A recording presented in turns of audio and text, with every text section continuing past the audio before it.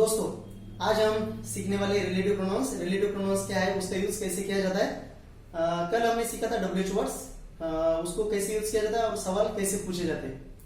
तो चलिए शुरुआत करते हैं। रिलेटिव प्रोनाउंस जैसे हम हिंदी में बहुत बार बोलते हैं, जो लड़का वहां खड़ा है वह मेरा दोस्त है। यह वही बुक है जो मैंने अभी तक पढ़ी नहीं है। वो जो कुत्ता है बहुत घूमता है। ऐसे हम हिंदी में बातें करते हैं। ये जो हिंदी में हम बोलते हैं जो इसे इंग्लिश में कैसे बोला जाता है, तो चलिए वही आज हम सीखने वाले हैं कि वो जो के लिए इंग्लिश में कैसे बोला जाता है। तो रिलेटिव प्रोनाउंस क्या है। Relative pronouns, the pronouns relate to noun.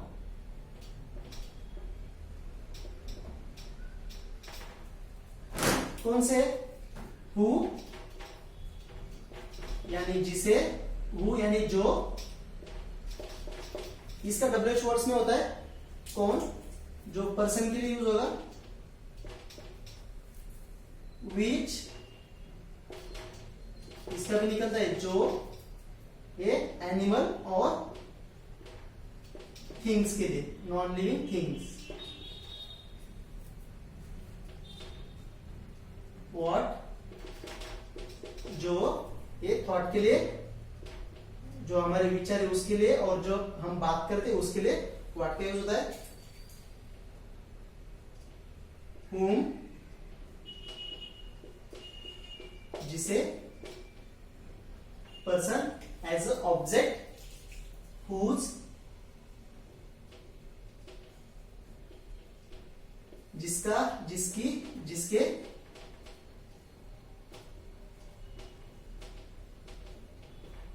जिसका, जिसकी, जिसके हिंदी में who, which, what, whom, whose, where,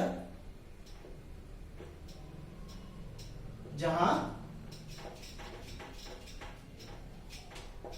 place के लिए when, जब, यह टाइम के लिए, समय के लिए when का why, क्यों, ये रीजन बताने के लिए।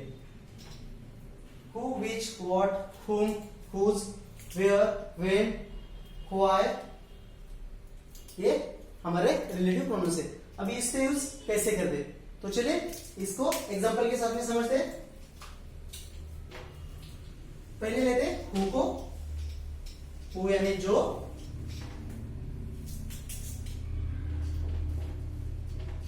हु जो। Ram is the only boy who comes on time. Ram is the only boy who, जो समय पर आता है, who comes on time. Ram is the only boy who comes on time. Ram एक ही लड़का है जो समय पर आता है। The boy who is working with you is my brother. जो लड़का तुम्हारे साथ काम कर रहा है वह मेरा भाई है। The boy who is working with you is my brother. जो लड़का तुम्हारे साथ काम कर रहा है वह मेरा भाई है। समझ गए? जो की सेंस निकलता है इसका, जो लड़का है वह मेरा भाई है। चलिए दूसरा देखते हैं। विच होता है एनिमल या थिंग्स के लिए, उसका भी हिंदी होता है जो, एनिमल और थिंग्स के लिए। The cat which is standing there, the cat which is standing there, वो बिल्ली जो वहां खड़ी है बहुत ही क्यूट है, इज वेरी क्यूट। जो this is the only book which I have not read, यह वही बुक है जिसे मैंने पढ़ा नहीं है। यहां नीचे लिखता हूं, this is the only book which, जो आई हैव नॉट रेड, यह वही बुक है जिसे मैंने पढ़ा नहीं है। चलिए नेक्स्ट, व्हाट, जो ये थॉट के लिए जब हम बातें करते उसके लिए व्हाट का यूज करते। एग्जाम्पल उसका व्हाट, जो what you believe is right, आप जो मानते हो वह सही है। What you believe is right, जो आप मानते हो वह सही है। I know what you want to say, I know what, जो I know what you want to say, मुझे पता है जो तुम कहना चाहते हो। नेक्स्ट, whom,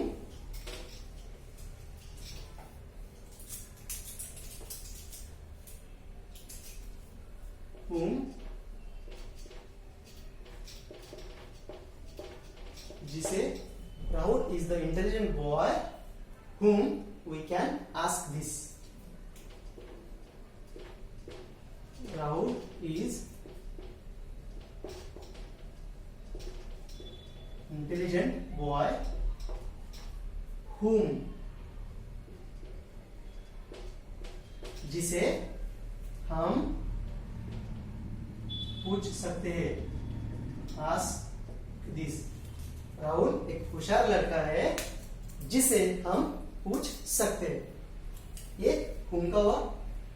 नेक्स्ट, whose, जिसका, जिसकी, जिसके। This is the boy whose parents are doctors. Whose, जिसका, जिसके या जिसकी। This is the boy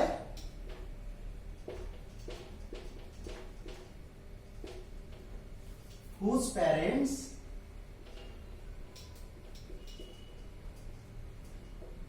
are doctors. यह वही लड़का है जिसके माता पिता डॉक्टर से। Rahul is the boy whose parents are IAS officer.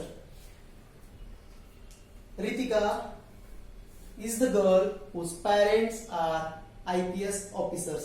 जब भी हम ऐसी बातें करते हैं जिसका, जिसकी, जिसके, उसके लिए आपको whose का यूज करना है। नेक्स्ट है हमारा when. when के बाद where के बाद why. when यानी जब, यह टाइम के लिए होता है। when you come she will meet you.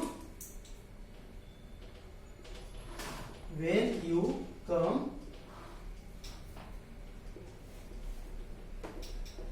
she will meet you. when you come she will meet you. जब तुम आओगे वह तुम्हें मिलेगी। दोस्तों याद रखना, जब भी आप when के बाद कुछ सेंटेंस बोलते हो वो आप फ्यूचर में बोलते हो, पर आपको लिखना होता है प्रेजेंट में। आप प्रेजेंट में लिखोगे और उसे बोलते हो आप फ्यूचर में बोलोगे। जैसे मैंने बोला, जब आप आओगे वह तुम्हें मिलेगी। when you come she will meet you. I know when he goes there. I know when, जब he goes there, जब वह वहां जाएगा। मुझे पता है जब वह वहां जाएगा। ये फ्यूचर में पर लिखा है मैंने सिंपल में, प्रेजेंट, सिंपल प्रेजेंट में। नेक्स्ट लेते हैं वेयर। इतना याद रखिए, जब भी वेन के बाद आप लिखोगे तो प्रेजेंट में ही लिखना है और बोलोगे आप फ्यूचर में। वेयर, वेयर होता है प्लेस के लिए, वेयर जहां।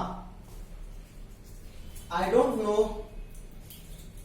वेयर यू आर गोइंग, मुझे नहीं पता जहां तुम जा रहे हो। I don't know where you are going, मुझे नहीं पता जहां तुम जा रहे हो। I know where you are going, इसका positive, I know where you are going. इसके बाद वाई का लेते हैं, वाई रीजन, क्यों। I know why he is laughing at her, मुझे पता है बस उसके ऊपर क्यों हंस रहा है। वाई, क्यों, ये रीजन। आई नो वाई, मुझे पता है Y he is laughing at her, मुझे पता है वह उसके ऊपर क्यों हंस रहा है। ठीक है, जब भी आपको रीजन देना है, बताना है, क्यों का सेंस निकल रहा है, तब आपको वाई का यूज करना है।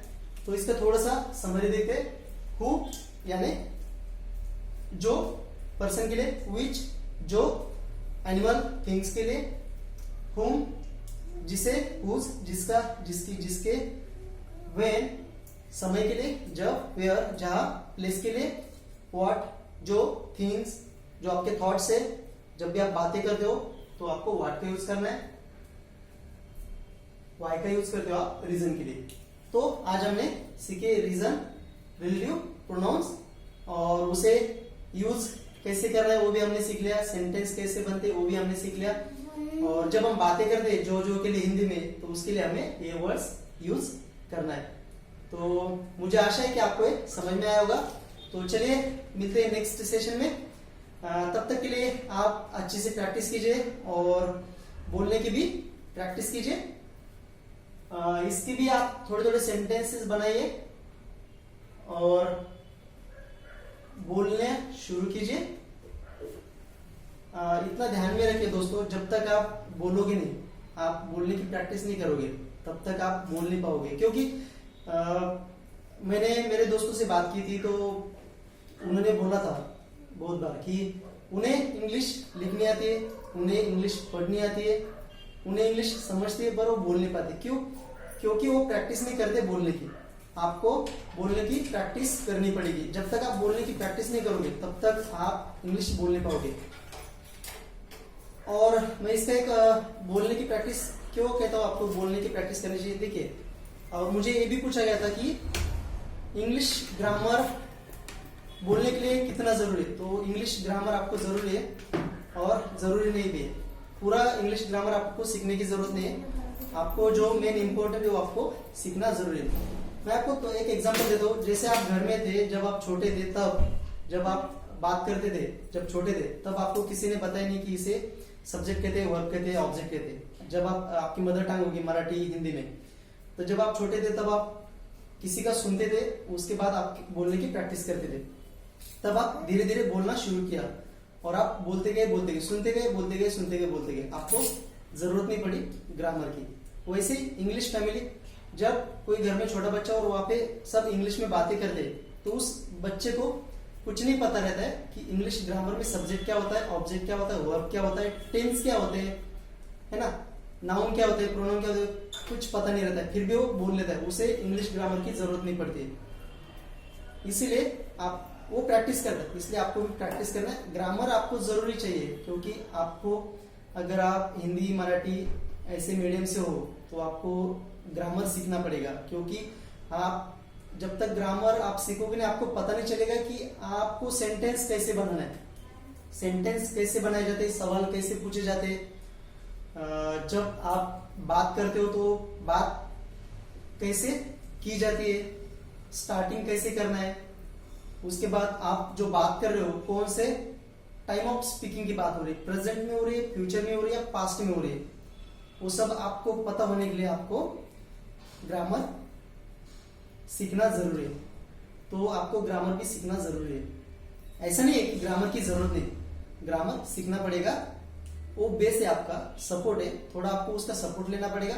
एक बार आप परफेक्ट हो गए तो आपको ग्रामर की जरूरत नहीं पड़ेगी, आप बोलना शुरू कर दोगे। तो चलिए, मेरा कहने का मतलब ये था कि आपको धीरे धीरे बोलने की प्रैक्टिस करना है। जो भी हमने आज तक पढ़ा है उसे आपके डेली रूटीन में यूज कीजिए बोलने के लिए और बोलना शुरू कर दीजिए। क्योंकि इंग्लिश एक लैंग्वेज है, हर कोई सीख सकता है। जैसे हर कोई लैंग्वेज है, मराठी, हिंदी, जो बहुत सारी लैंग्वेज है उसे सीखा जा सकता है, वैसे इंग्लिश है, इसे भी सीखा जा सकता है और हम बोल सकते हैं। आप इतना ध्यान में रखिए, I can speak, I can and will speak English, I can and will speak English. मैं इंग्लिश बोल सकता हूं और बोलूंगा। I can and will speak English. तो चलिए दोस्तों, आज से ही शुरुआत कीजिए बोलने की। और ऐसा मत सोचे कि हमारे यहाँ पे एनवायरमेंट नहीं है, मेरे साथ कोई बोलने के लिए नहीं है। देखो, जब तक आप बोलोगे नहीं ना, तब तक सामने वाला भी नहीं बोलेगा। हर कोई यही सोचता है कि ये नहीं बोलता तो मैं क्यों बोलूं। और अगर आपके साथ कोई बोलने के लिए नहीं तो कोई बात नहीं है, तो आप मिरर रहता है, मिरर के सामने थोड़ा खड़ा रहिए, उसके साथ आप बात कीजिए, आपसे बात कीजिए, सवाल कीजिए, आंसर दीजिए, हर टेंसेस में आप प्रैक्टिस कीजिए। ऐसा खुद के साथ में भी आप मिरर के साथ प्रैक्टिस कर सकते हो। और जैसी बात रहेगी, आप सामने वाले से बात करोगे ना, आप इंग्लिश में शुरुआत कीजिए। हाँ, उसे आए ना आए कोई बात नहीं, पर आपको जब भी बोलना है ना, आप इंग्लिश में बात कीजिए। वो मराठी में बोले, हिंदी में बोले, कौन से भी लैंग्वेज में बोले चलेगा। आप सवाल कीजिए इंग्लिश में, जब वो पूछेगा आप आंसर दीजिए इंग्लिश में, उसे बोलने दीजिए कौन से भी लैंग्वेज में, कोई फर्क नहीं पड़ेगा, आपको इंग्लिश में ही करना है। ऐसा अगर आप करोगे ना, तो बहुत ही जल्दी आप इंग्लिश अच्छी तरह से बोल पाओगे कम समय में। तो चलिए, मिलते हैं नेक्स्ट सेशन में। Thank you very much. और आपने दोस्तों अभी तक इस चैनल को सब्सक्राइब नहीं किया हो तो सब्सक्राइब कीजिए और ज्यादा से ज्यादा शेयर कीजिए, ताकि आप जैसे दोस्तों को भी इसका बेनिफिट मिले। Thank you.